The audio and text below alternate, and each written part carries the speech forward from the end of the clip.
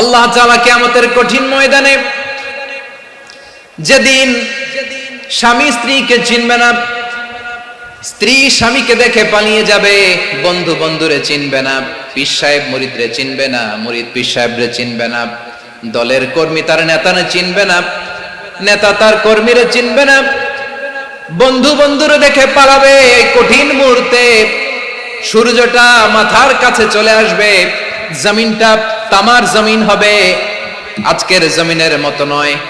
মানুষ ঘর্মাক্ত, ক্লান্ত, শ্রান্ত মাথার মগজগুলো কানের ছিদ্র আর নাকের ছিদ্র দিয়ে বেয়ে বেয়ে পড়বে। বিশ্বনবী ফরমান, ময়দানে 7 শ্রেণীর ব্যক্তিকে রব্বুল আলামিন তার আরশের নিচে ছায়া দিবেন। তার মধ্যে প্রথম শ্রেণীর ব্যক্তি হলো ইমামুন আদিল। ইমামুন আদিল, ন্যায়পরায়ণ শাসক, যে ইনসাফের সাথে বিচার করে, যে জাস্টিস সমাজে সার্ভ করে, যে সুশাসন নিশ্চিত করে, ওই ইমামুন আদিল। আদিল শব্দটা বুঝছেন না? ইন্নাল্লাহা ইয়া'মুরু বিল আদল, পাইছেন? আদিল। 7 শ্রেণীর ব্যক্তিকে আল্লাহ তাআলা সুশীতল আরশের নিচে ছায়া দিবেন, যেদিন তার দেয়া ছায়া ছাড়া কোনো ছায়া থাকবে না। এর প্রথম হচ্ছে ইমামুন আদিল, ন্যায়পরায়ণ শাসক। চিল্লায় বলেন সুবহানাল্লাহ। আবার বিশ্বনবী বললেন, ইন্নাল মুকসিতিনা ইনদাল্লাহি আলা মানাবিরা মিন নূর আন ইয়ামিনির রহমান। কিয়ামতের দিন যারা ন্যায়পরায়ণ হিসেবে আল্লাহর সামনে দাঁড়াবে, কিয়ামতের দিন রব্বুল আলামিন তার আরশের ডান দিকে ওই ন্যায়পরায়ণ লোকদের জন্য আরশের ডান দিকে একটা নূরের মিম্বারে তাদেরকে বসার সুযোগ করে দিবে। আল্লাহর আরশের ডান দিকে ন্যায়পরায়ণ লোকদের জন্য আল্লাহ তাআলা নূরের মিম্বার বানাবে। 4টে কেন কথা মনে করেছেন? আল আদাল, জাস্টিস। ইন্নাল্লাহা ইয়া'মুরু বিল আদল। আল্লাহ তাআলা এই আদালতের নির্দেশনা দেয়, সুবিচার, সুশাসন। প্রিয় ভাইয়েরা, এটা আমরা বাংলাদেশে চাই কি চাই না? এই যে অরাজকতা, এই যে অন্যায়, এই যে জুলুম, এই যে ইনকনসিস্টেন্সি, সমাজের অসঙ্গতি, এর প্রধান কারণ জাস্টিস নাই, সুবিচার নাই, সুশাসন নাই। শেষবারের মতো আওয়াজ করে বলেন তো, আমরা বাংলাদেশে আদল চাই কি চাই না? তাহলে প্রথম নির্দেশনা শেষ। আল্লাহ তাআলা তোমাদেরকে আদলের আদেশ দেন। এরপরে আল্লাহ বললেন, আমি তোমাদেরকে ইহসানের আদেশ দেই। ইন্নাল্লাহা ইয়া'মুরু বিল আদলি ওয়াল ইহসান। আমি তোমাদেরকে যেমনি আদলের নির্দেশনা দেই, তেমনি ভাবে তোমাদেরকে ইহসানের নির্দেশনা দেই। ইহসান, আওয়াজ করে সবাই বলেন তো ইহসান।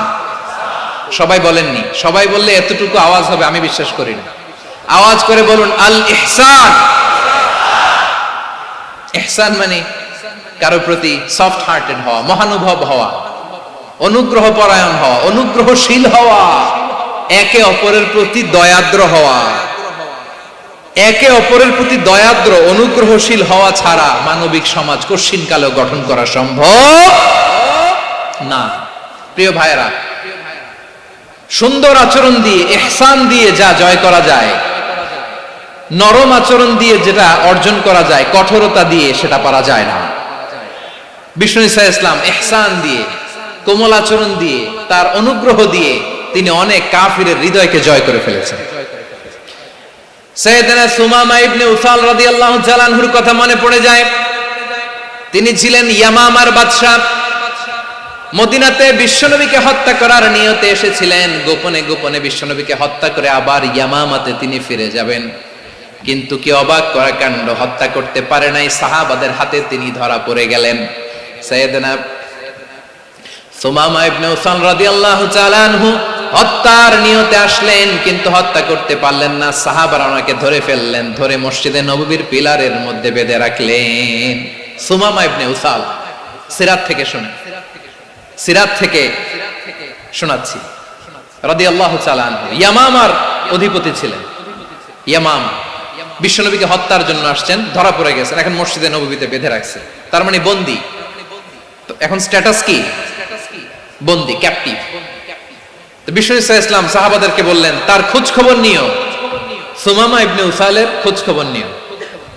সাহাবারা বলেন, ইয়া রাসূলুল্লাহ, আপনাকে হত্যা করতে এসেছে, তার তো কঠিন ক্যাপিটাল পানিশমেন্ট হওয়া দরকার, কঠিন শাস্তি হওয়া দরকার। বিশ্বনবী বললেন, না, আমি যেটা জানি তোমরা সেটা জানো না। তোমরা সুমামার সাথে ভালো আচরণ করো, বিশ্বনবী সুমামার কাছে গেলেন। প্রথম দিন যে তিনি কালেমার দাওয়াত দিলেন, ইমানের দাওয়াত দিলেন, ইসলামের দাওয়াত দিলেন, রিসালাতের দাওয়াত দিলেন, আখিরাতের দাওয়াত দিলেন। পরের দিন যে বিশ্বনবী সালাতের দাওয়াত দিলেন, যাকাতের দাওয়াত দিলেন। ইসলাম কি, কিভাবে, কেমন করে পালন করতে হয় চমৎকার আর্টিকুলেট করতে শুরু করলেন। তন্ময় হয়ে সুমামা ইবনে উসাল রাদিয়াল্লাহু তাআলা আনহু বিশ্বনবীর কথাগুলো শুনতে আরম্ভ করলো। একদিন নয়, দুই দিন নয়, টানা 3 দিন বিশ্বনবী সুমামার কাছে ইসলামকে প্রেজেন্ট করেছেন, উপস্থাপন করেছেন। আওয়াজ করে বলেন, কয় দিন? 3 দিন। 3 দিন মসজিদে নববীতে বাধা। আর সাহাবীদেরকে বললেন, তার খোঁজ খবর নিও। তোমরা যে রুটি বানাও এর মধ্যে সবচেয়ে ভালো আটার রুটিটা তারে দিও, সবচেয়ে রিফাইন্ড খেজুর, যেটা পিওর খেজুর, এটা তারে দিও। আর বিশ্বনবী নিজের উট থেকে দুধ দহন করে ওনার বাড়ির এক কর্মচারীকে বলেছেন, দুধ দহন করে সুমামার জন্য নিয়ে যেও। সুবহানাল্লাহ পড়বেন না? সবাই তো অবাক, ইয়ামামা থেকে আসছে নবীকে হত্যা করতে, বিশ্বনবী দেখে তারে জামাই আদর করে, তাকে মজার মজার খাবার দিও, দুধ দিও, আদর আপ্যায়ন করো। একদিন নয়, 2 দিন নয়, টানা 3 দিন বিশ্বনবী এভাবে সুমামার কাছে যে ইসলামকে প্রেজেন্ট করতে আরম্ভ করলেন, ইসলামকে উপস্থাপন করতে শুরু করলেন। আর তাকে চমৎকার এন্টারটেইনমেন্ট, আপ্যায়ন দিতে আরম্ভ করলেন। টানা 3 দিন যখন ইসলামের দ্য বিউটিজ অফ ইসলাম, ইসলামের সুমহান বাণী, সৌন্দর্য তার কাছে উপস্থাপন শেষ, তাকে আপ্যায়ন শেষ, বিশ্বনবী বললেন সাহাবাদেরকে, যাও এবার সুমামার হাতের পায়ের রশি দুটো খুলে দাও।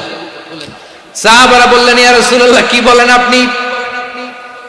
ও তো হত্যাকারী, সুযোগ পায় নাই, আপনারে মারতে পারে নাই, ছেড়ে দিলে আবার ও আপনার উপর তলোয়ার নিয়ে ঝাঁপিয়ে পড়বে। নবী, এই সিদ্ধান্ত আপনি নিতে যাবেন না।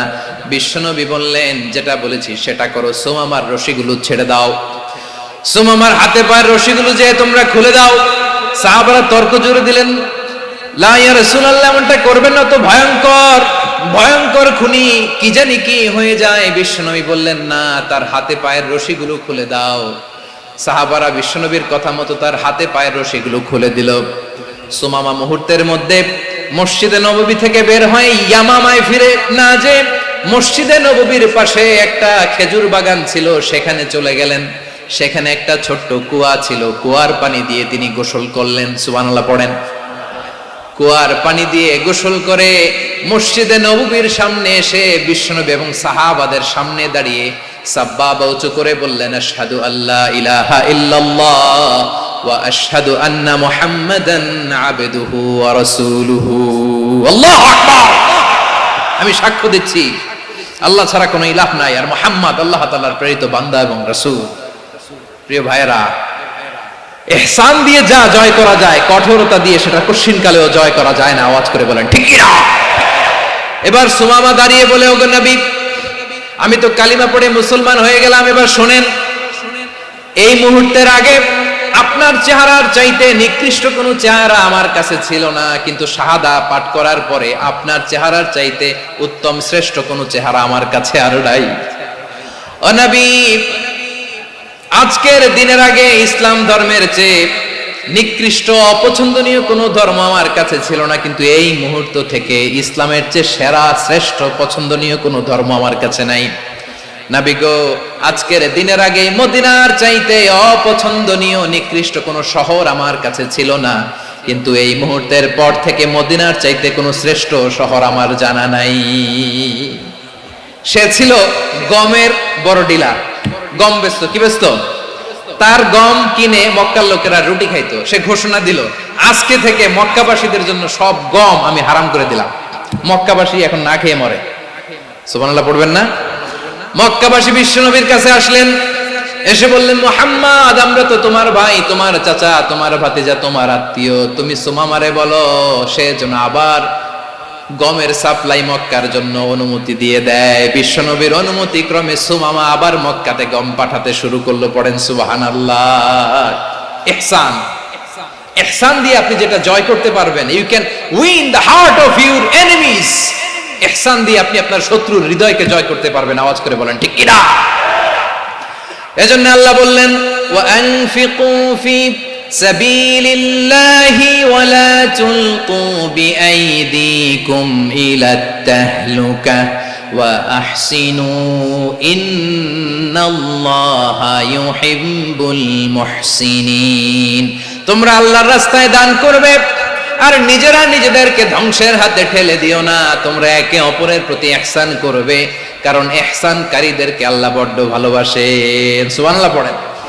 আবার সূরা রহমানে আল্লাহ বললেন, হাল জাযাউল ইহসানি ইল্লাল ইহসান ফাবিআইয়ি আলা, সবাই পড়েন, ফাবিআইয়ি আলাই রাব্বিকুমা তুকাযযিবান। ইহসানের প্রতিদান হিসেবে ইহসানি হয়। বিশ্বনবী সুমামার প্রতি যেমন ইহসান করেছেন, সুমামাও ঠিক তেমন ইহসান ফিরিয়ে দিয়েছে। ঠিক কিনা বলেন? তাহলে এক নম্বরে হচ্ছে আদ, ন্যায় বিচার। দুই নম্বরে সবাই বলে ইহসান, সদাচরণ। ইহসান দুই ধরনের প্রিয় ভাইরা, ইহসান ফিল ইবাদা, ইহসান ফিল মুআমালা।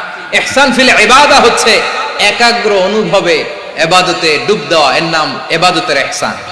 সুবহানাল্লাহ পড়ো। বিশ্বনবী বলেন ইহসান মানে কি জানো নাকি?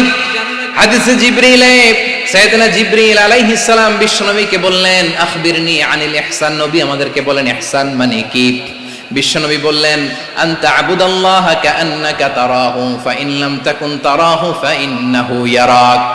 ইহসান মানে হলো এমন ভাবে তুমি আল্লাহর সামনে নিজেকে উজাড় করে ইবাদত করবে, তুমি ভাববে তুমি আল্লাহকে দেখতে পাচ্ছ। আর এটা যদি ভাবা তোমার জন্য কঠিন হয়ে যায়, অন্তত এতটুকু তুমি ভাববা যে আল্লাহ তোমাকে দেখতে পাচ্ছেন। ঠিক কিনা বলেন?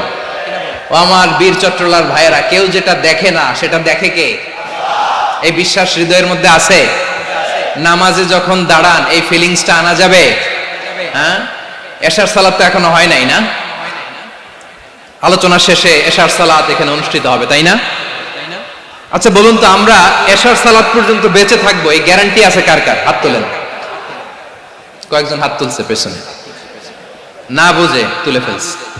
এশা পর্যন্ত যে আমরা হায়াত পাবো কোনো গ্যারান্টি আছে? সবাই আওয়াজ করে বলেন, গ্যারান্টি আছে? গ্যারান্টি নাই। এজন্য বিষ্ণু ইসলাম বলেছে এমন ভাবে নামাজে দাঁড়াও, ইবাদত করো, মনে করো হতে পারে এটাই আমার জীবনের শেষ নামাজ। পারফর্ম দ্য সালাহ as if this is your last and final prayer. এমন ভাবে সালাতে দাঁড়াও, ভাবো হতে পারে এটাই তোমার জীবনের শেষ নামাজ। এমন ভাবে নামাজে দাঁড়াও, ভাবো এটাই শেষ নামাজ। তাহলে নামাজে একাগ্রতা বাড়ায় দিবে কে? ফলে ইবাদতের ইহসান আমাদের অর্জিত হবে। আর মুআমালাতে ইহসান হলো, বিশ্বনবী বলেন, ইন্নাল্লাহা তাবারাকা ওয়া তাআলা কাতাবাল ইহসানা আলা কুল্লি শাই ফাইযা কাতালতুম ফাআহসিনুল কিতলা ওয়া ইযা যাবাহতুম ফাআহসিনুয যাবহা ওয়ালিয়ুহিদ্দা আহাদুকুম শাফরাতাহু ওয়ালিয়ুরিহ যাবিহাতাহু। ইহসান দুই ধরনের। আওয়াজ করে বলতে হবে, কয় ধরনের? সবাই বলুন আওয়াজ করে, কয় ধরনের? একটা হচ্ছে ইহসান ফিল ইবাদা, ইবাদতে ইহসান। ইবাদতে ইহসান কি? একাগ্র অনুভব দিয়ে ইবাদত করা, মন প্রাণ দিয়ে ইবাদত করা। আর মুআমালাতে ইহসান কি? সব কাজে, দৈনন্দিন কাজে, কর্মে, সামাজিক অ্যাক্টিভিটিতে কোমলতা প্রদর্শন করা, অনুগ্রহের সাথে সবকিছু করা। আল্লাহ তাআলা ইন্নাল্লাহা তাবারাকা ওয়া তাআলা কাতাবাল ইহসানা আলা কুল্লি শাই, তিনি সবকিছুর ব্যাপারে ইহসানকে আবশ্যক করেছেন। সবকিছু, মুমিনের সব কাজে ইহসানের পরশ থাকবে। ওয়া ইযা কাতালতুম ফাহসিনুল কিতলা, বিষ্ণুই বলেন তুমি যখন কাউকে হত্যা করো ইহসানের সাথে করো। সুবহানাল্লাহ পড়বেন না? যখন হত্যা করো তখনও ইহসানের সাথে। আচ্ছা হত্যা করবো আবার ইহসান আসবে করতে করে, তো মেরেই ফেলবো আমি। আল্লাহ, ও ভাই একজন খুন করেছে, খুনি, রাষ্ট্রীয় আইনে তার শাস্তি হয়েছে ডেথ পেনাল্টি, মৃত্যুদণ্ড। এখন মৃত্যুদণ্ড দেখে আপনি যেমনি মন চায় তেমনি মারবেন লোকটারে? ওর নাক কেটে ফেলতে পারবেন? ওর কান কাটতে পারবেন? ওর চোখ উপড়ে ফেলতে পারবেন আপনি? যেমন মন চায় তার অঙ্গহানি করা যাবে না। ইহসানের সাথে তাকে হত্যা করে। সুবহানাল্লাহ, this is Islam, this is the true essence of Islam. ওয়া ইযা যাবাহতুম ফাহসিনুয যাবহা, যখন জবাই করবে তখনও ইহসানের সাথে জবাই করো। করব জবাই, ওইখানেও নাকি ইহসান। আচ্ছা কুরবানির দিন আমরা পশুগুলোরে কি করি বলেন সবাই আওয়াজ করে? জবাই। জবাই মানে তো এটার মেরেই ফেলতেছি, একটু পরে তো টুকরো টুকরো করে গোশতগুলো খাবো, এটা তো খাবো। এটা তো মেরেই ফেলবে। বিষ্ণু বলে না, জবের মধ্যেও মুমিনের জবের ভেতরেও ইহসানের পরশ থাকা চাই। যখন জবাই করবে প্রাণীটাকে হাত পা টাইট করে বেঁধে নাও, ছুরিটাকে শার্পেন করে নাও, ধারালো করে নাও, যাতে অল্প সময়ে জবাইটা হয়ে যায়, প্রাণীটা যাতে কম কষ্ট পায়। সুবহানাল্লাহ পড়ে। দিস ইজ কল্ড ইহসান। ইহসান আল্লাহ তাআলা যেমনি আদলের আদেশ করেছেন, ন্যায় বিচার জাস্টিস এনশিওর করতে বলেছেন, সমাজে ইহসানের ব্যবহার, ইহসানের অনুশীলন তিনি করতে বলেছেন। এজন্য মুমিনের প্রতিটি কাজে, আমার চট্টগ্রামের ভাইরা আমার দিকে তাকান, খেয়াল করে শুনুন, মুমিন জীবনের প্রতিটি কাজে ইহসানের পরশ থাকা চাই। আমরা যেন আমাদের পরিবারের প্রতি ইহসান করি, আমরা যেন আমাদের কর্মচারীদের প্রতি ইহসান করি, আমরা যেন আমাদের কলিগদের প্রতি ইহসান করি, আমরা যেন আমাদের ভাইদের প্রতি ইহসান করি। মুমিন জীবনের প্রতি কাজে ইহসানের পরশ থাকার দরকার আছে না নাই? কথা বুঝতে পেরেছেন? তাহলে আল্লাহ তাআলার তিনটা আদেশ ছিল, কয়টা গেল? ভুলে গেছে, ভুলে গেছে চট্টগ্রাম। তিনটা আদেশের মধ্যে কয়টা বললাম? প্রথমে কি ছিল? আদল। 2 নম্বরে, 3 নম্বরে রব্বুল আলামিন বললেন ওয়া ইতাইদিল কুরবা, নিকটাত্মীয়দেরকে দান করো। নিকট আত্মীয়দেরকে দাও, যারা তোমাদের ব্লাড কানেকশনের আত্মীয় তাদেরকে তোমরা দাও। এখানে জেনারেলি বললেন দাও, কি দিব সেটা তিনি এখানে বলেন নাই, সেটা তিনি সূরাতুল ইসরার মধ্যে বলেছেন। আল্লাহ বলেন ওয়া আতিদাল কুরবা হাক্কা, নিকট আত্মীয়দেরকে তাদের অধিকার, তাদের প্রাপ্য তোমরা বুঝিয়ে দাও। দেখেন, একটা শান্তির সমাজ, একটা সমৃদ্ধ সমাজ, একটা মানবিক সমাজ গঠনের জন্য আল্লাহ তাআলা বেশি না, মাত্র 3টা অর্ডার, 3টা ভার্ডিক্ট তিনি জারি করেছেন। 1 নাম্বার সুশাসন, ন্যায় বিচার। 2 নাম্বার ইহসান। 3 নাম্বার নিকটাত্মীয়, যারা কাছে, তোমার ভেরি ক্লোজ রিলেশনশিপে আছে, তাদেরকে দাও। দাও, দিলে বাড়িয়ে দেয় কে? অনেকে দিতে চায় না, কৃপণতা করে। দিলে বাড়ায় দেয় কে? ও মিয়া, মদিনার মধ্যে সবচাইতে গরিব সাহাবী ছিল বেলাল রাদিয়াল্লাহু তাআলা আনহু। ওনার এন্টায়ার অ্যাসেট, সম্পদের পরিমাণ কতদূর জানেন? একটা লুঙ্গি। বেলাল রাদিয়াল্লাহু তাআলা আনহু, ওনার টোটাল ওয়েলথের এস্টিমেশন হচ্ছে মাত্র একটা লুঙ্গি। একটা লুঙ্গি, টোটাল ওয়েলথ এস্টিমেশন, টোটাল সম্পদের পরিমাণ বেলাল রাদিয়াল্লাহু তাআলা আনহুর কি ছিল? কথা বোঝে নাই বোধহয়। কি ছিল? ওই বেলাল রাদিয়াল্লাহু তাআলা আনহুকে বিষ্ণু ইসলাম বলেছেন আনফিক ইয়া বেলাল, ও বেলাল তুমিও দাও। ওয়ালা তাখশা মিন যিল আরশি ইখলালা, আরশের অধিপতির তো কোনো ঘাটতি নাই, তুমি দিলে ওই আল্লাহ তোমারে বাড়ায় দিবে। এজন্য আমার প্রিয় ভাইয়েরা, দিলে কমে না, দিলে বাড়ে। অনেকে ধরে রাখে, নতুন কিছু নিতে পারে না, হাত দিয়ে যেটা ধরে রেখেছেন এটা দিয়ে দেন, বড় একটা ধরার সুযোগ পাবেন। জোরে বলেন ঠিক কিনা? ধরেন 5 কেজি ওজনের একটা ধরে রাখছেন, এখন 10, এটা না ছাড়লে 10 কেজি ধরতে পারবেন আপনি? আচ্ছা, 10 কেজির জিনিস একটা আছে হাতে, ওইটা যদি ছেড়ে দেন তাহলেই না 15 কেজি ধরতে পারবেন। কথা বলেন ঠিক কিনা? তাহলে দিলে বাড়িয়ে দেয় কে? রব্বুল আলামিন বললেন 3 নাম্বার আদেশ হলো তোমাদের প্রতি সমাজটারে কেমন করে মানবিক সমাজ, সুন্দর সমাজ গড়বা। 3 নাম্বার আদেশ হলো ওয়া আতিদাল কুরবা হাক্কা, নিকটাত্মীয়দেরকে তাদের প্রাপ্য বুঝিয়ে দাও। এই নিকটাত্মীয়দেরকে তাদের অধিকার বুঝিয়ে দেওয়া, প্রাপ্য বুঝিয়ে দেওয়াতে আমাদের গাফলতি আছে না নাই?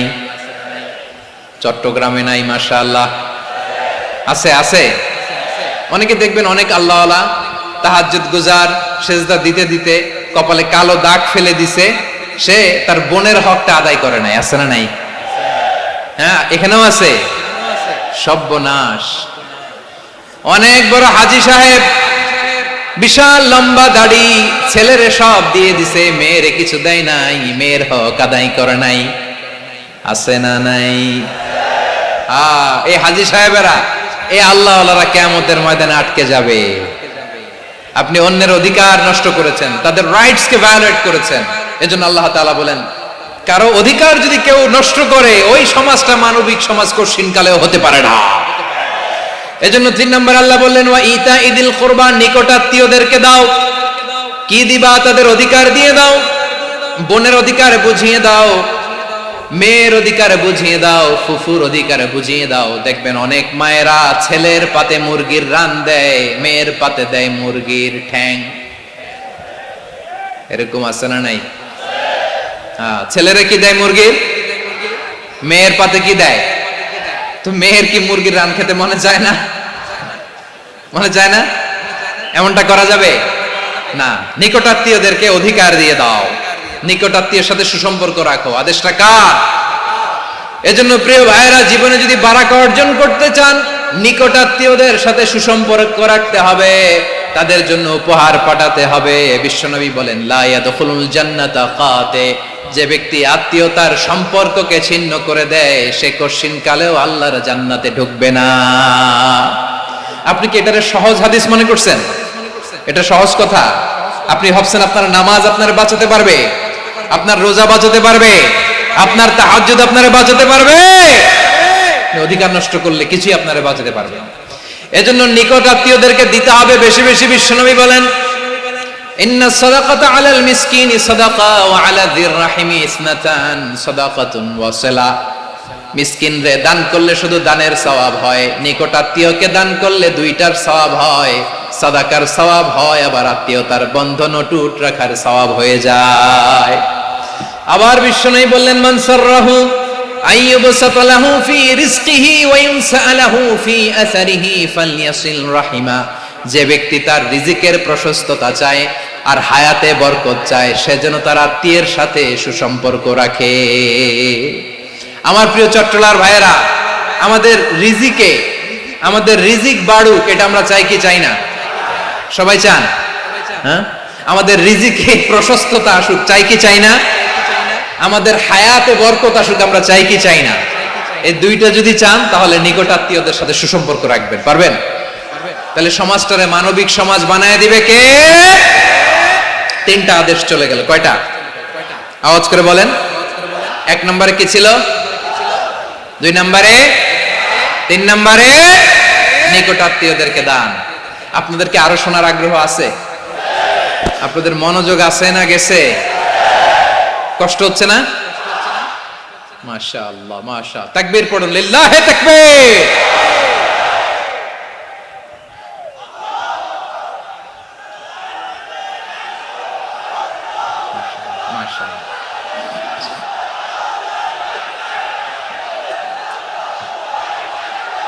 আমার প্রিয় ভাইয়েরা, আল্লাহ তাআলা তিনটা জিনিসের যেমনি আদেশ করেছেন, অনুরূপভাবে তিনটা বিষয়ে তিনি বারণ করেছেন, নিষেধ করেছেন। ওগুলোর কাছেও যাওয়া যাবে। শুনবেন।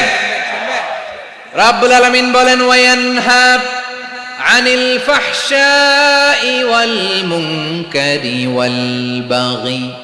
আমি যেমনি তিনটি বিষয়ে আদেশ করলাম, অনুরূপভাবে তিনটি বিষয়ে বারণ করলাম, নিষেধ করলাম। আমার এক নাম্বার নিষেধাজ্ঞা হলো অশ্লীলতার প্রতি। ফাহশা, ওয়ায়ানহা আনিল ফাহশা। আল্লাহ তাআলা অশ্লীলতাকে নিষেধ করেছেন। কোন জিনিসকে? সবাই বলুন, কোন জিনিসকে?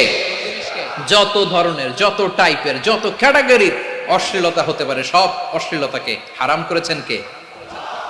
ফাহশা মানে কি? কথায়, কাজে, আচরণে, কমেন্ট, ফেসবুকের কমেন্টসে যত ধরনের নোংরামো আছে, যত ধরনের অশ্লীলতা আছে, এটাকে আরবিতে বলে ফাহশা।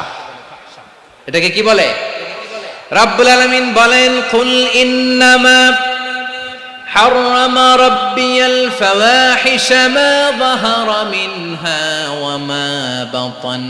ও নবী, আপনি বলে দেন, আমার রব প্রকাশ্য, অপ্রকাশ্য, স্পষ্ট কিংবা অস্পষ্ট, দৃশ্যমান কিংবা অদৃশ্যমান সব অশ্লীলতাকে হারাম করেছেন। সব ধরনের অশ্লীলতা হারাম, সব ধরনের। আল্লাহ তাআলা আমাদেরকে অশ্লীলতা থেকে বাঁচান, অশ্লীলতা থেকে তিনি আমাদেরকে হেফাজত করুক। পড়েন আমিন। এবার বলেন, আমাদের সমাজে অশ্লীলতা আছে না নাই? চট্টগ্রামে নাই? আমি কই নাই, ওনারা বলে আছে। দেখছেন, আমি সামহাও বাঁচায় দেওয়ার ট্রাই করতেছি, ওনারা বলে আছে। অশ্লীলতা নানা ভাবে, নানা নামে, নানা মোড়কে আমাদের সমাজে আছে না নাই? সংস্কৃতির নামে, ফ্যাশনের নামে, বিনোদনের নামে, উপন্যাসের নামে, কনসার্টের নামে অশ্লীলতা আছে না নাই? আপনি দেখেছেন কনসার্টগুলোর অবস্থা? এই যে আতিফ আসলাম যে আসছে আমাদের দেশে, তারপর কে কে আসছে, আমাদের তরুণ তরুণীরা, আমাদের যুবক যুবতীরা, আমাদের জেনজিরা, কি অবস্থা ওইখানে? হ্যাঁ, কি অবস্থা? কে বাঁচাবে ওদের? কে রক্ষা করবে ওদের ইমানের, ওদের চরিত্রের হেফাজতের গ্যারান্টি কে দিবে? কনসার্টের নামে অশ্লীলতা আছে না নাই? ছেলে মেয়ে একে অপরকে জড়ায় ধরতেছে, একে অপরকে চুমো খাচ্ছে প্রকাশ্যে, দিবালোকে, গণমানুষের সামনে। আল্লাহ তাআলা এই অশ্লীলতা থেকে আমাদেরকে বেঁচে থাকতে বলেছেন, বেঁচে থাকতে বলেছেন। রূপালী জগতের নামে অশ্লীলতা আছে না নাই? এই টার্মটা আপনারা জানেন না? রূপালী জগৎ কি জগৎ? আসলে কি রূপালী জগৎ না অন্ধকার জগৎ? আমার বোনেরা, আপনাদেরকে যে কি বলে তারা বুঝায়, রূপালী জগৎ শুনেই আপনি ভরকে যাবেন না। রূপালী জগতে যে নারী যত বেশি উলঙ্গ, সে নাকি তত বেশি সাহসী। জানেন, বলে এটা একটা সাহসী নারী, খুব সাহসী পদক্ষেপ তার।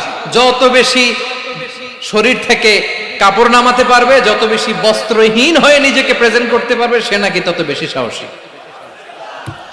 আমার চট্টলার ভাইয়েরা, শয়তানের প্রথমে এজেন্ডা ছিল বনি আদমকে বস্ত্রহীন করা। সে আদম এবং হাওয়া আলাইহিস সালামকে নিষিদ্ধ গাছের ফল খাইয়ে তাদেরকে বস্ত্রহীন করেছে। এই জামিনেও সে আমাদেরকে বস্ত্রহীন করতে চাইবে। এই রূপালী জগতের নামে তারা এটা করে। আমার প্রিয় বোনেরা, আপনি জানেন না আপনার দাম কত? ওরা আপনাদেরকে বিজ্ঞাপনের সস্তা পণ্য বানাতে চায়। ওরা আপনাদেরকে ওদের ভোগের লিপসার টুলস বানাতে চায়।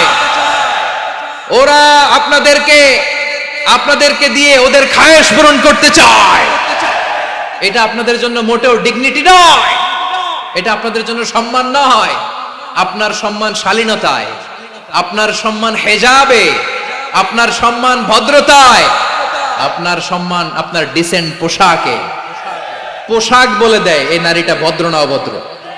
পোশাক বলে দেয় এই মেয়েটা কোন ঘরের মেয়ে। আওয়াজ করে বলেন ঠিক কিনা?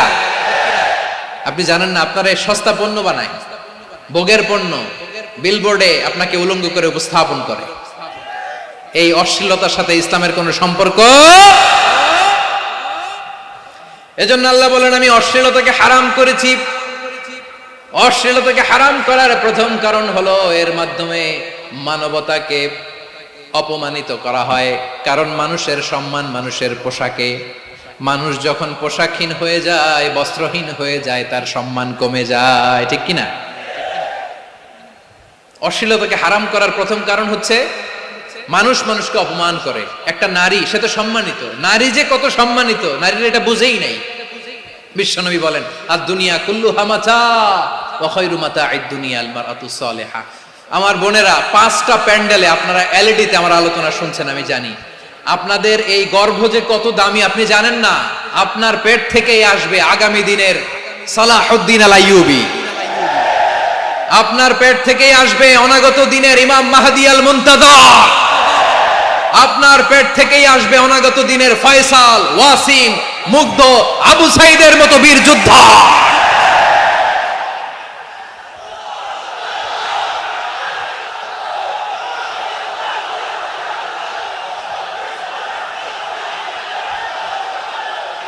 আমার প্রিয় বোনেরা, আমার প্রিয় বোনেরা, বিশ্বনবীর কথার ওজন খেয়াল করেন। আর দুনিয়া কুল্লুহা মাতা ওয়া খায়রু মাতা'আদ দুনিয়া আল মারআতু সালিহা।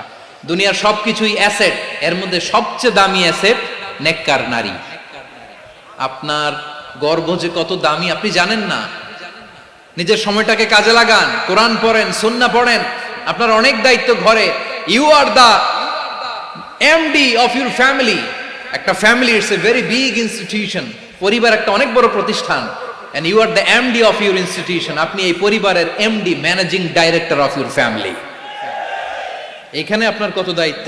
আপনি ছেলে মেয়েদেরকে তারবিয়া করবেন, আপনি আপনার স্বামীর জন্য ঘরটারে জান্নাতের নীর বানাবেন, আপনার জন্য জান্নাতের ডুপ্লেক্স বাড়ি ওইখানে তৈরি করে রাখবে কে? আপনি যে কত দামি আপনি জানেন না। নারীদেরকে আল্লাহ বানিয়েছেন উচ্চতর করে, নিম্নতর নয়।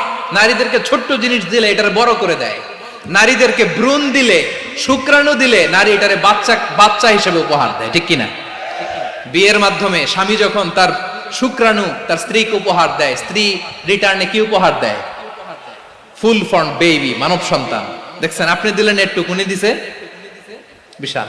আপনি যদি নারীকে বাজার এনে দেন, নারী এটাকে সুস্বাদু খাবারে রূপান্তর করে দেয়। আপনি তাকে একটা মুচকি হাসি দিয়ে দেন, সে তার কলিজা দিয়ে দেয়।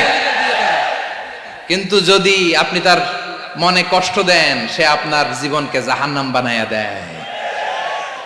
খবর আছে, নারীর মন বুঝতে পারলে নেয়ামত, বুঝতে না পারলে কিয়ামত, ঠিক কিনা বলে? কত দামি আপনি জানেন না, জানেন না আপনি কত দামি, অনেক দামি আপনি। আপনাদেরকে যেন ভোগের সস্তা পণ্য বানাতে না পারে, আপনাদেরকে সচেতন থাকতে হবে, সজাগ থাকতে হবে, কনসার্ন থাকতে হবে। শয়তানের ওই হাতছানির দিকে আর নজর দেওয়া যাবে না। তাহলে কেন আল্লাহ তাআলা এই ফাহশা অশ্লীলতাকে হারাম করলেন? এক নাম্বার, এতে হিউম্যান ডিগনিটি কমে। দুই নাম্বার, এতে মানুষের অধিকার নষ্ট হয়।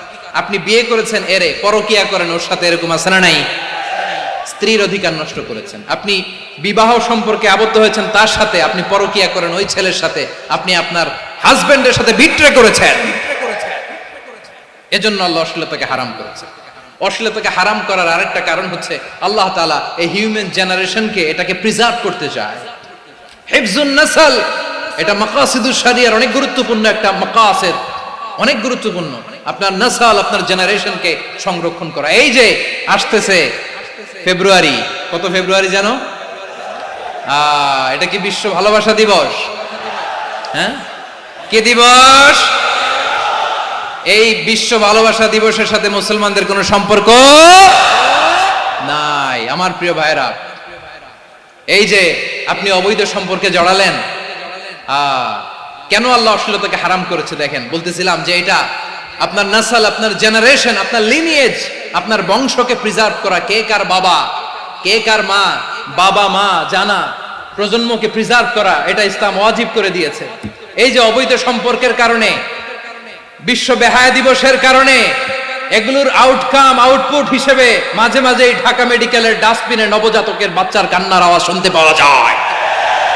চট্টগ্রাম মেডিকেলের ডাস্টবিনে নবজাতকের কান্না শুনতে পাওয়া যায়।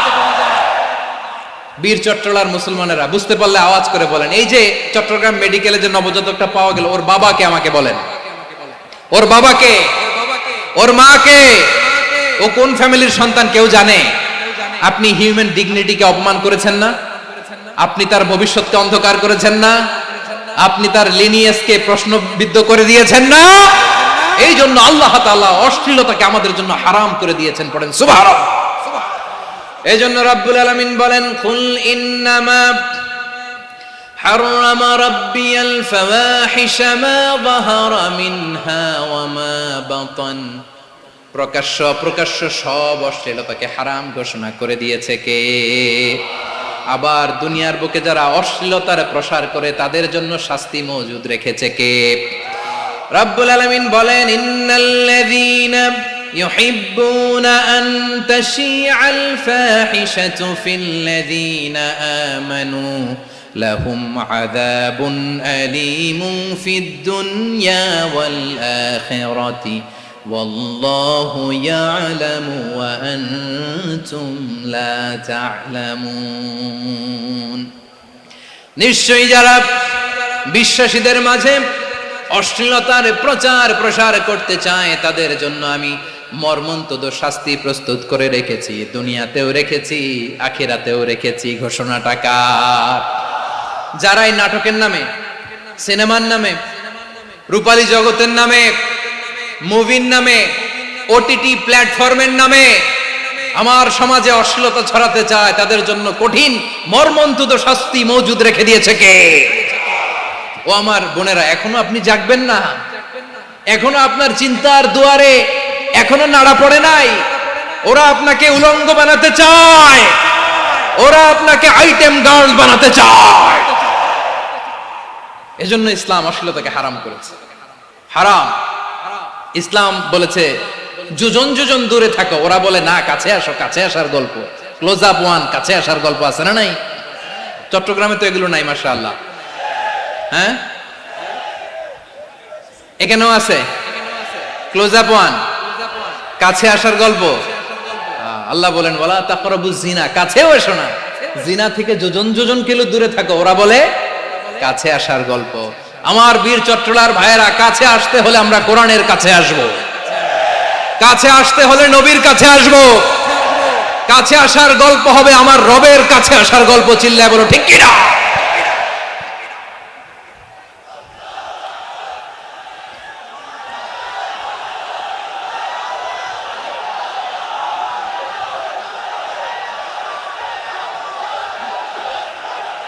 বসুন বসুন আমার ভাইয়েরা।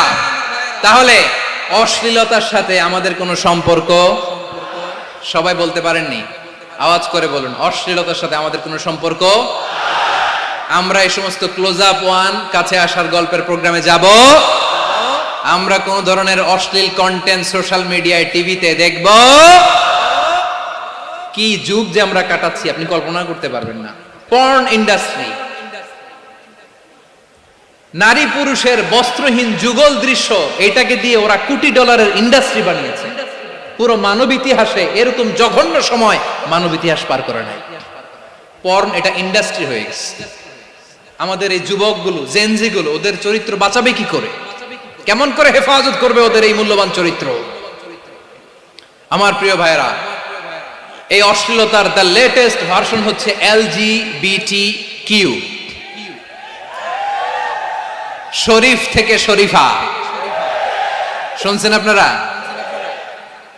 দেখতে পুরুষ, আসলেই পুরুষ, সুস্থ একজন পুরুষ, 4 সন্তানের বাবা, বলে আমি মনে মনে নারী।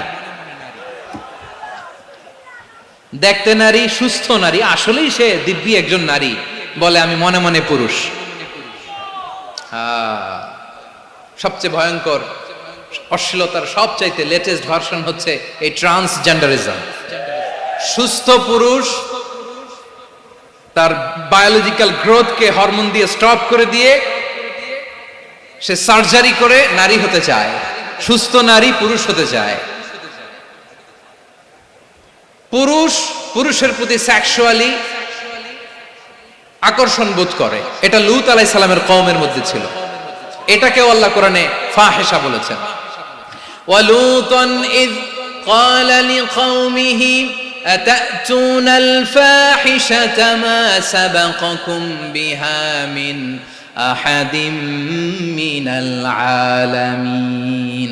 লূত আলাইহিস সালাম বললেন, তোমরা কি এমন এক অশ্লীল কার্যক্রমে ডুব দিলে নাকি যেটা গোটা বিশ্বের কেউ কখনো করে নাই, তোমরাই প্রথম করেছো। পড়েন নাউযুবিল্লাহ। এই পশ্চিমের এই রোগ আমার দেশে যেন আসতে না পারে, আমাদের সজাগ থাকতে হবে। প্রিয় ভাইরা, চিল্লায় বলেন ঠিক কিনা? পশ্চিমের অবস্থা ভয়ঙ্কর। পাশ্চাত্যে, আমি যুক্তরাষ্ট্রে ছিলাম অনেকদিন, কয়েক মাস, বিভিন্ন স্টেটে ঘুরেছি। গার্ডিয়ানরা উদ্বিগ্ন, ছেলে মেয়েদেরকে, ছোট্ট ছেলে মেয়ে, ওদেরকে জিজ্ঞেস করে, তুমি how do you feel right now inside yourself? তুমি ভিতরে ভিতরে কেমন ফিল করো? তোমার কি ছেলে ছেলে লাগে না মেয়ে মেয়ে লাগে?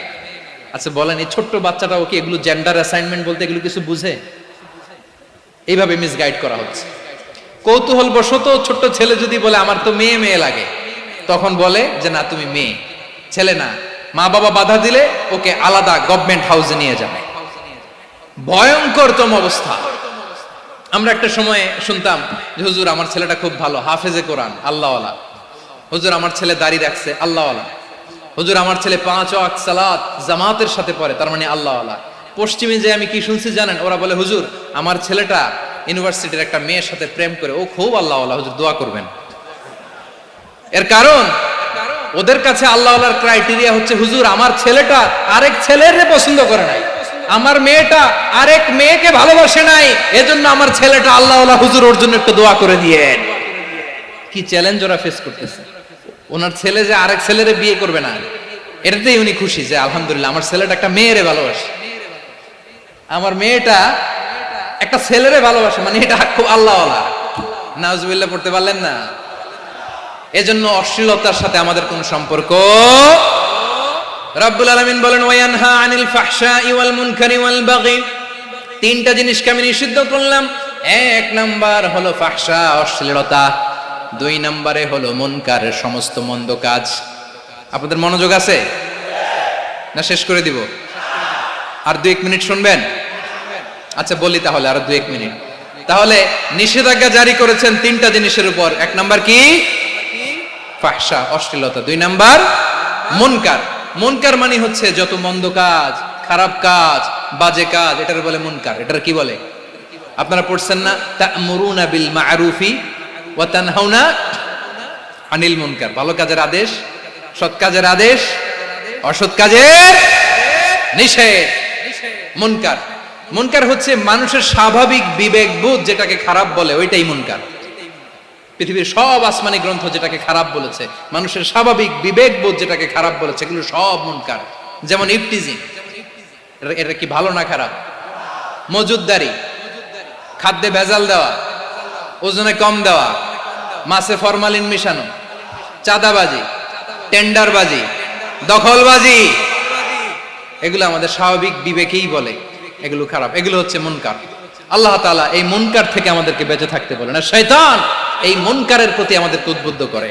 আল্লাহ তাআলা বললেন, ইয়া আইয়ুহাল্লাযীনা আমানু লা তাত্তাবিউ খুতুওয়াতিশ শাইতান ومن يتبع خطوات الشيطان فإنه يأمر بالفحشاء والمنكر।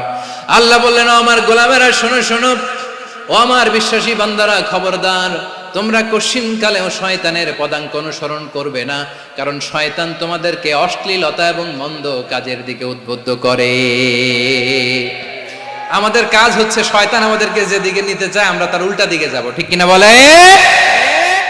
শয়তান এই মন্দ কাজকে আমাদের কাছে বিউটিফাই করে, চাকচিক্যময় করে আমাদের সামনে উপস্থাপন করে। এজন্য আল্লাহ বলেন, মুনকারকে থামাতে হবে, মুনকার প্রতিরোধ করতে হবে। মুনকার প্রতিরোধের দায়িত্ব শুধু আমাদের নাকি? শুধু আপনার খতিব সাহেবের, ইমাম সাহেবের, নাকি মুসলিম উম্মার সবার? আওয়াজ করে বলুন, মুনকার, অসৎ কাজ প্রতিরোধের দায়িত্ব কার?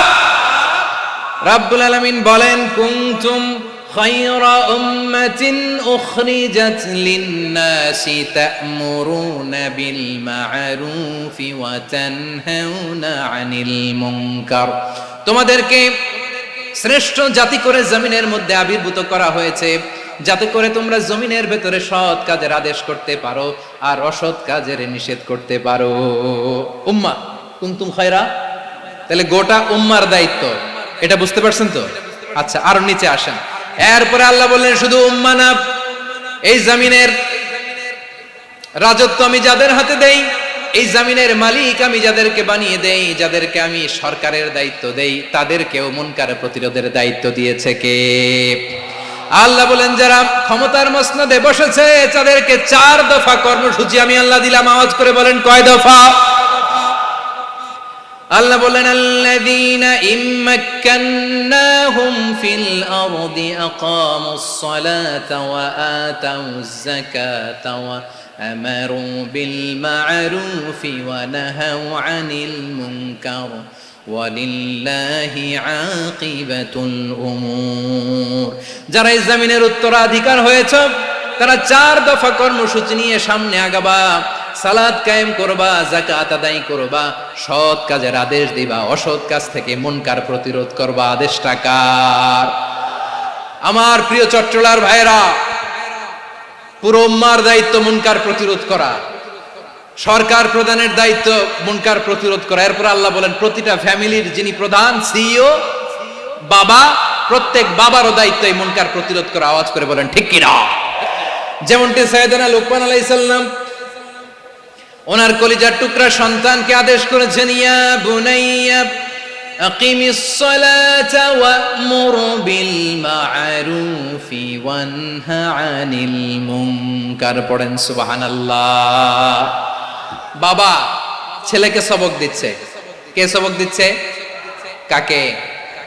লুকমান আলাইহিস সালাম ছেলেকে বলতেছে, ওরে আমার কলিজার টুকরা সন্তান, ওরে আমার বাছা, নামাজ কায়েম করবা, সৎ কাজের আদেশ দিবা, আর মুনকার প্রতিরোধ করবা, অসৎ কাজ সমাজ থেকে খারাপ কাজকে ঝেঁটে বিদায় করে দিবা।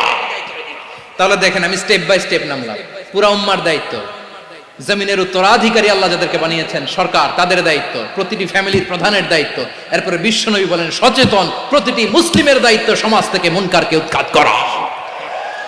বিশ্বনবী বলেছেন মান রাআ মিনকুম মুনকারান ফালিয়ুগাইয়িরহু বিয়াদিহি ফাইন লাম ইয়াস্তাতি ফাবিলিসানিহি ওয়া ইন লাম ইয়াস্তাতি ফাবিকলবিহি ওয়া যালিকা আযআফুল ঈমান।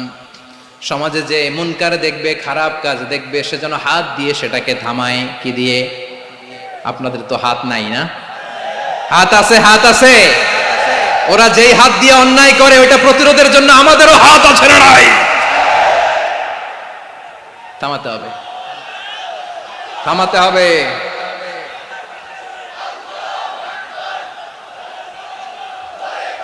বসুন আমার প্রিয় ভাইয়েরা, ওরা ওদের যে হাত দিয়ে টেন্ডারবাজি করে, চাঁদাবাজি করে, ইফটিজিং করে, দখলবাজি করে, যে হাত দিয়ে, ওই মুনকার থামায় দেওয়ার জন্য আল্লাহর দেয়া আমাদেরও দুটি হাত আছে না নাই? আমাদেরও হাত আছে, থামাইতে হবে, থামাইতে হবে, হিম্মত করতে হবে। আমার প্রিয় ভাইয়েরা, না থামালে আমরাই ডুববো শেষমেশ। আমাদের বাঁচার জন্য হলেও থামাইতে হবে। রব্বুল আলামিন বলেন ওয়াত্তাকু ফিতনাতাল লা তুসিবান্নাল্লাযীনা যালামু মিনকুম খাসসা। ও আমার গোলামেরা, ওই আযাবকে ভয় করো যে আযাব যখন আমি জমিনের বুকে পাঠাই শুধু জালেমদেরকেই মারি না, আলেমদেরকেও মারি। আযাব যখন আসে তখন শুধু জালিমই মরে না, আলেমও মরে। জানেন মুসা আলাইহিস সালামের পায়ে একবার একটা লাল পোকা কামড় দিয়েছে, লাল পিঁপড়া। লাল পিঁপড়া কামড় দিলে খুব আরাম লাগে না? কি লাগে? হ্যাঁ, জলে না? লাল একটা পিঁপড়া কামড় দিছে, তো উনি রেগে মেগে পাশি দেখে লাল পিঁপড়ার বাসা, পা দিয়ে ডলে মুছে সবগুলো পিঁপড়া মেরে ফেলছে। এই ঘটনাটা আল্লাহ ঘটিয়েছেন এজন্য মুসা আলাইহিস সালাম ছিলেন কালিমুল্লাহ, সরাসরি আল্লাহর সাথে কথা বলতেন। তিনি আল্লাহকে জিজ্ঞেস করেছিলেন, আল্লাহ তুমি যখন কোনো জনপদে আযাব পাঠাও, শাস্তি দাও, ওখানকার শুধু জালেমরাই তো মরে না, ভালো মানুষগুলাও মরে, তো আযাব দিবা মুশরিকদের উপর দিবা, অবাধ্যদের উপর দিবা, ভালো মানুষগুলারে মারো কেন? আল্লাহ বললেন, মুসা তোমার যে কামড় দিছিল পায়ের মধ্যে পিঁপড়া, কয়টা পিঁপড়া? জোরে বলেন। একটা পিঁপড়া, তো সবগুলারে মারলা কেন? রেগে মেগে পুরো পিঁপড়ার বাসা ভেঙে ম্যাসাকার করলা কেন? এই মুসা, আমি যখন অ্যাকশনে যাই, আমি যখন শাস্তি দেই, তখন এত বাস বিচার করা হয় না, বাস বিচার করা যায় না। যখন অ্যাকশনে যাওয়া হয় ওইটা ডাইরেক্ট অ্যাকশন হয়ে যায়। চিল্লায় বলো ঠিক কিনা? এজন্য আমাদের বাঁচার জন্য হলেও এই পাপ থামাতে হবে, এই শয়তানের অট্টহাসি থামাতে হবে, অন্যায় অপরাধ সমাজ থেকে আমাদের থামাতে হবে। কারণ আযাব আসলে ওরাও মরবে, আমরাও মরব।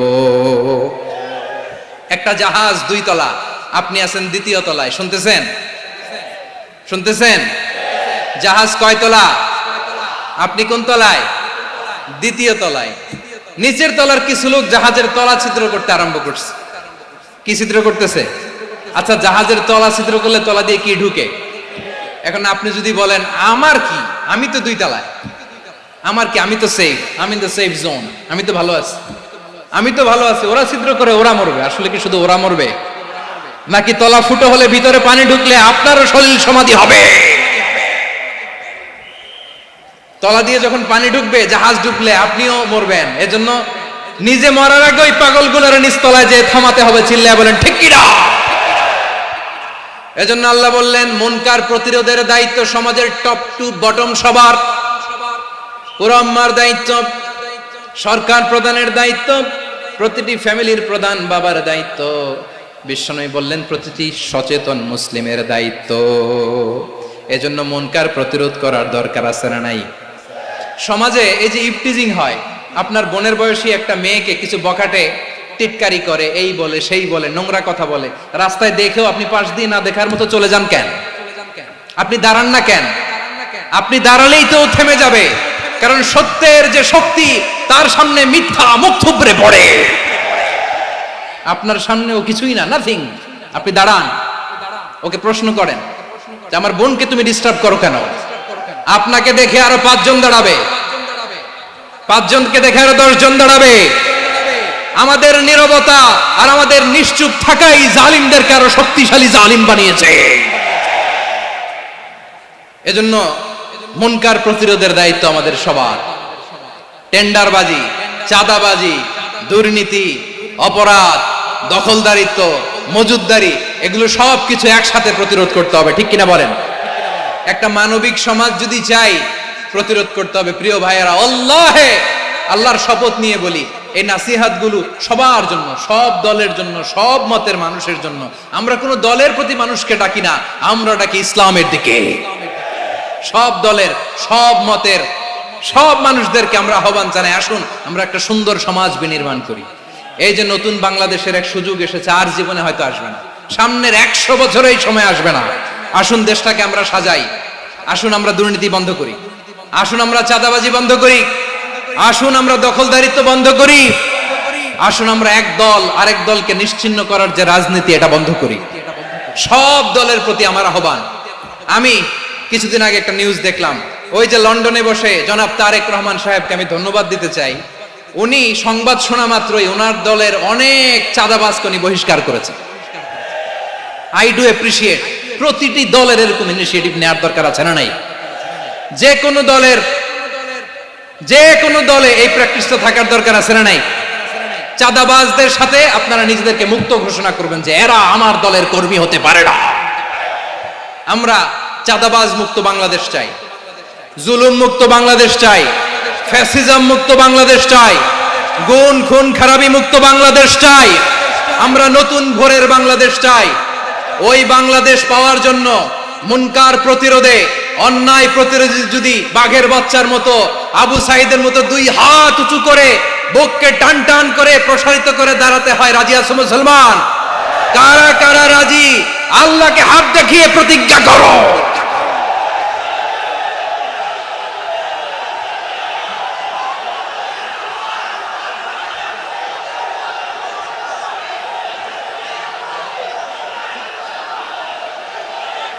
আমার প্রিয় ভাইয়েরা, বসুন বসুন আমার ভাইয়েরা। রাব্বুল আলামিন বলেন, ওয়ায়ানহা আনিল ফাহশাই ওয়াল মুনকারি ওয়াল বাগি ইয়াইদুকুম লাআল্লাকুম তাযাক্কারুন। বসুন। আল্লাহ বললেন, আমি অশ্লীলতাকে নিষেধ করি, আমি সব ধরনের মন্দ কাজকে নিষিদ্ধ করি, সব শেষে আমি সীমা লঙ্ঘনকে তোমাদের জন্য নিষিদ্ধ করি। আলোচনা মনে আছে তো, না ভুলে গেছেন? নিষিদ্ধ করেছেন কয়টা জিনিস? 1 নম্বরে অশ্লীলতা, 2 নম্বরে মুনকার তথা সব মন্দ কাজ, 3 নম্বরে আল বাগি, সীমা লঙ্ঘন, ক্রসিং দ্য লিমিট। সীমা লঙ্ঘন করা ভালো না। We all should know our limits. চিল্লায় বলেন ঠিক কিনা? একই আয়াতে আল্লাহ বললেন, কুল ইন্নামা হাররামা রাব্বিয়াল ফাওয়াহিশা মা যাহারা মিনহা ওয়া মা বাতানা ওয়াল ইসমা ওয়াল বাগিয়া বিগাইরিল হক। অন্যায় ভাবে যে অবাধ্য হয়, যে সীমা লঙ্ঘন করে, তাদেরকেও আমি এটা হারাম করে দিলাম। সীমা লঙ্ঘন করা হারাম, সীমা লঙ্ঘন করা হারাম। আল্লাহ বারবার আমাদেরকে ওয়ার্নিং দেয়। যখন আমরা থামি না তখন আল্লাহ ধরে, আর যখন ধরে তখন ছাড়ে না। ধরে না, ধরলে আল্লাহ। ফেরাউনকে কিন্তু হুট করে ধরে নাই, আপনারা জানেন 9 বার ওয়ার্নিং দিয়েছে। ফেরাউনকে আল্লাহ তাআলা ওয়ার্নিং দিয়েছিল কয়বার? বীর চট্টলার বীর সেনানীরা আওয়াজ করে বলেন, ফেরাউনকে ধরার আগে ওয়ার্নিং দেয়া হয়েছিল কয়টা? রাব্বুল আলামিন বলেন, ওয়ালাকাদ আতাইনা মূসা 9 আয়াতিন বাইয়িনাত। 9টা মুআজিজা দেখিয়েছি। 1 2 3 বারবার এইভাবে রিমাইন্ডার, ওইভাবে রিমাইন্ডার, এইভাবে নসিহত, ওইভাবে দাওয়া। ফাকুলা লাহু কাওলান লাইয়িনা, নরম করে বলো, সফট করে বলো, যত ওয়ে হতে পারে দাওয়া মেথডোলজি। মূসা আলাইহিস সালামের সব অ্যাপ্লাই শেষ। 10ম বারে যে আল্লাহ ধরছে, 10ম বারে যে ধরেছে। এজন্য আল্লাহ বলেন, আমি সীমা লঙ্ঘনকে পছন্দ করি না। কোরআনের অন্য আয়াতে বাগীকে বলা হয়েছে আল ইতিদা, সীমা লঙ্ঘন যারা করে তাদেরকে আল্লাহ বলেছেন মুতাদিন।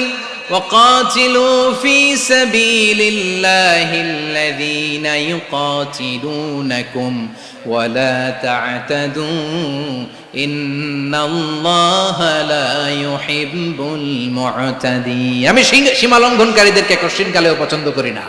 আমরা যেন সীমা লঙ্ঘন না করি, রাজি আছেন তো? যে কোনো ক্ষেত্রে ইবাদতে যেন সীমা লঙ্ঘন না করি। অনেকে আমরা ইবাদতে সীমা লঙ্ঘন করে ফেলি। বিশ্বনবী সাল্লাল্লাহু আলাইহি ওয়াসাল্লাম যেটা শিখিয়েছেন এর বাইরে যে অতিরিক্ত বুজুর্গ হতে চায় এরকম আছে না নাই? করা যাবে না, কোনো ক্ষেত্রেই সীমা লঙ্ঘন করা যাবে, এমনকি যুদ্ধ ক্ষেত্রেও না। বিশ্বনবী সাল্লাল্লাহু আলাইহি ওয়াসাল্লাম বলেন খবরদার যুদ্ধ ক্ষেত্রেও সীমা লঙ্ঘন করো না। কি সুন্দর ইসলাম আমরা পেয়েছি। বিশ্বনবী বলেন খবরদার যুদ্ধের ময়দানে কোনো নারীর গায়ে হাত তোলো না, কোনো শিশুর গায়ে হাত তোলো না, কোনো গবাদি পশু হত্যা করো না, কোন শস্য ক্ষেত্র ধ্বংস করো না, ইবাদতরত অন্য ধর্মের কোন সন্ন্যাসীর গায়ে হাত তুলো না। বলেন সুবহানাল্লাহ। তাহলে আমরা সীমা লঙ্ঘন করতে পারবো?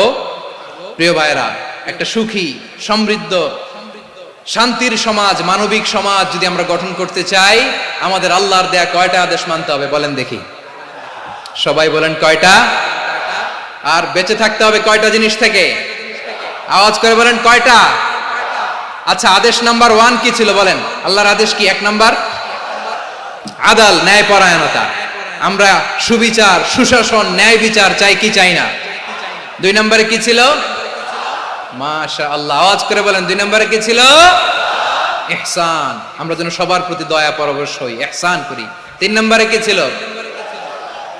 নিকটাত্মীয়দের দান করা, তাদের অধিকার প্রাপ্য বুঝিয়ে দেওয়া। পাশাপাশি 3টা জিনিস থেকে আল্লাহ বারণ করেছেন, নিষেধ করেছেন। তার প্রথমটা ফাহশা, অশ্লীলতা।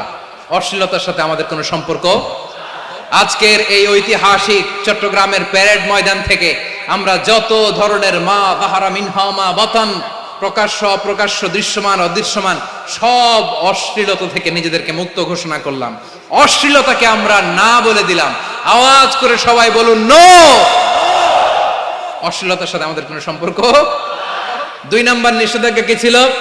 আল মুনকার, সমাজের যত মন্দ কাজ এগুলোকে আমরা প্রতিরোধ করব। রাজি আছেন তো সবাই? 3 নম্বরে আল বাগী, সীমালঙ্ঘন। কোন মুসলিম সীমালঙ্ঘন করে না, এমনকি যুদ্ধ ক্ষেত্রেও না। আওয়াজ করে বলেন ঠিক কি না? রাব্বুল আলামিন শেষে বললেন ইয়াইদুকুম লাআল্লাকুম তাযাক্কারুন। আল্লাহ তোমাদেরকে উপদেশ দেন যাতে তোমরা শিক্ষা গ্রহণ করো। আমরা উপদেশ দিব, আমরা জোর করে কাউরে কিছু মানাতে চাই না। লা ইকরাহা ফিদ্দিন ওয়া যাক্কির ফাইন্না যিকরা তানফাউল মুমিনিন। উপদেশ দিলে এটা মুমিনদের কাজে দেয়। লাস্তা আলাইহিম বিমুসাইতির ইন্নামা আনতা মুযাক্কির। নবী হে, আপনি রিমাইন্ডার দাতা, আপনি উপদেশ দিবেন। আমরাও বিশ্বনবীর এই হাদিসগুলো থেকে, কোরআনের আয়াত থেকে রিমাইন্ডার, এই কথামালা বাণীবাহক হিসেবে এই বাণীগুলো আপনাদের সাথে কাছে পৌঁছে দিলাম। আমরা আল্লাহ তাআলার কাছে প্রার্থনা করি, আল্লাহ আমরা যেন আদল দিয়ে আমাদের সমাজকে গঠন করতে পারি। আল্লাহ আমরা যেন ইহসান করতে পারি, আমরা যেন নিকটাত্মীয়দের দান করতে পারি। আল্লাহ যত ধরনের অশ্লীলতা, অনাচার, মন্দ কাজ, সীমালঙ্ঘন, অবাধ্যতা থেকে যেন আমরা বেঁচে থাকতে পারি। আল্লাহ তাআলা আমাদের সবাইকে কথাগুলো বোঝার ও আমল করার তৌফিক দান করুক। হাযা মা ইনদি ওয়াল ইলমু ইনদাল্লাহ আলাইহি তাওয়াক্কালতু ওয়া ইলাইহি উনীব। প্রিয় ভাইরা, আমি আপনাদের সবার জন্য দোয়া করি, আপনারাও আমার জন্য দোয়া রাখবেন। আমাদের পাশেই আছেন আমাদের সকলের শ্রদ্ধাভাজন আমাদের মুরব্বী আওলাদে রাসূল আনোয়ার হোসেন তাহের জাবির আল মাদানী হাফিজাহুল্লাহ ওয়া রাআ। সবাই বসুন। উঠবেন না, কেউ উঠবেন না। উঠলেন কেন? উঠলেন কেন? প্যারেড ময়দানের প্রোগ্রাম তো এরকম হইতে পারবে না। বসুন, এটা আল্লামা সাঈদীর স্মৃতি বিজড়িত মাহফিল। বসুন, বসুন। এই মাহফিলের আদব আছে। বসুন, বসুন। সুশৃঙ্খল ভাবে আমরা আখিরি মোনাজাতে অংশগ্রহণ করব।